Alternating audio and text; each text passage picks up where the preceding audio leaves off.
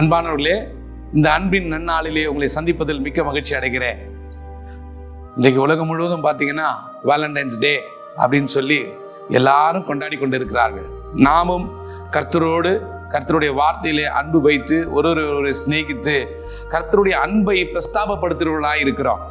இன்றைக்கும் நாம இதற்கு அத்தாட்சியாக சாட்சியாக வேதாகமத்திலிருந்து ஒரு சில வசனங்களை வாசித்து அறிய போகிறோம். 1 கொரிந்தியர் 13ஆம் அதிகாரம் பவுல் அடிகளார் சொன்ன வார்த்தைகளை நான் நினைப்பூட்ட ஆசைப்படுகிறேன். நான் உங்களுக்காக அவைகளை வாசிக்கிறேன். அந்த வார்த்தைகளை நீங்க கேளுங்க. எனக்கு உண்டான யாவற்றையும் நான் அன்னதானம் பண்ணினாலும் என் சரீரத்தை சுட்டரிக்கப்படுவதற்கு கொடுத்தாலும் அன்பு எனக்கு இராவிட்டால் எனக்கு என்ன பிரயோஜனம் என்று அவர் கேட்கிறார். அதை தொடர்ந்து அவர் சொல்லி வருகிற வசனங்களை நாம தொடர்ந்து வாசிப்போம். அன்பு நீடிய சாந்தமும் தயவும் உள்ளது, அன்புக்கு பொறாமை இல்லை, அன்பு தன்னை புகழாது, அது இருமாப்பாய் இராது என்று அவர் நமக்கு சொல்லுகிறார். மீண்டும் அதை அவர் எப்படி வெளிப்படுத்துகிறார் என்று பார்த்தோமானால், அன்பு அயோக்கியமானதை செய்யாது, தற்பொழிவை நாடாது, சினமடையாது, அந்த அன்பு தீங்கு நினையாது.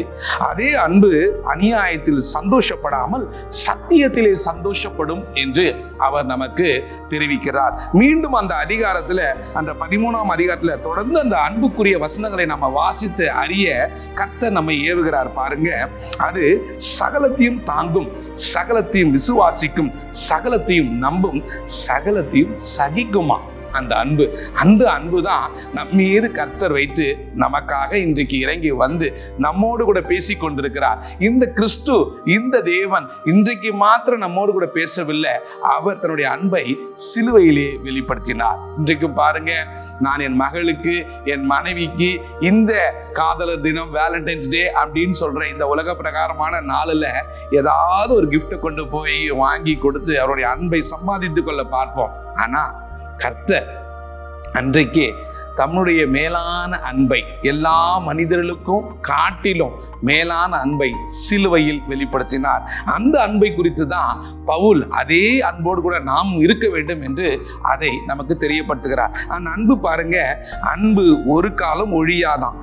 தீர்க்க தரிசனங்கள் ஆனாலும் ஒழிந்து போவோம், அந்நிய பாஷையாகிய தேவனோடு பேசுகிற பாஷை என்று சொல்லுகிற காரியங்களும் மாறி போகும். ஆனால் நீங்கள் தேவன் மீது வைத்திருக்கிற அன்பு, குறிப்பாக அவர் நம் மீது வைத்திருக்கிற அன்பு ஒரு காலம் ஒழியாது.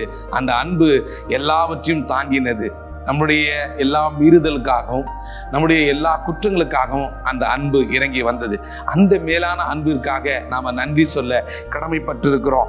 நிறைவானது வரும்போது குறைவானது ஒழிந்து போகுமா?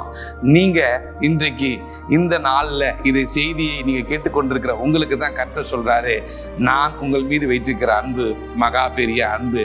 அந்த அன்பிற்கு அத்தாட்சியாக, அந்த அன்புக்கு சாட்சியாக சிலுவையிலே தன்னைத்தானே, என்னை நானே பலியாக கொடுத்தேன். என் மூலமாக அநேகர் ரட்சிக்கப்படுவோம், ஜீவனுள்ள வாழ்க்கையை வாழுவோம், நித்திய ஜீவனை கண்டடைவோம். நான் என்னை நானே உங்களுக்காக கொடுத்தேன். அந்த அன்பை காட்டிலும் மேலான அன்பு இந்த உலகத்துல எதுவுமே இல்லை.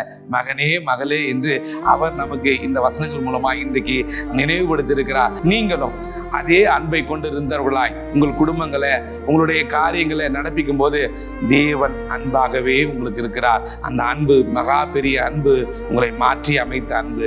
நாம ஜெபிப்போமா? கர்த்தாவே, நீர் பெரிய நம்பிக்கையை, அன்பான வார்த்தைகளை இன்றைக்கு எங்களோடு கூட பேசியிருக்கிறீங்க. இந்த அன்பான வார்த்தையை கொண்டு நாங்கள் கர்த்தாவே எங்கள் வாழ்க்கையை அன்பின் முறையிலே நடத்த கர்த்தர் கிருபை செய்வீராக. ஆசீர்வதிங்க, பலப்படுத்துங்க, நீரே பொறுப்படுத்திக் கொள்ளுங்க. ஆமேன். அன்பானவர்களே, அன்பின் செய்தியை கேட்டமைக்கு நன்றி. கர்த்தர் தாமே இந்த நாளை உங்களுக்கு ஆசீர்வாதமாய் மாற்றி தருவாராக. ஆமேன். அருமையான சகோதர சகோதரிகளே, நீங்கள் இந்த மெய் வார்த்தை செய்திகளை தினந்தோறும் கேட்டு அதன் மூலமாய் ஆசீர்வதிக்கப்படுகிறீர்கள் என்பதை கர்த்தருக்குள் நான் விசுவாசிக்கிறேன்.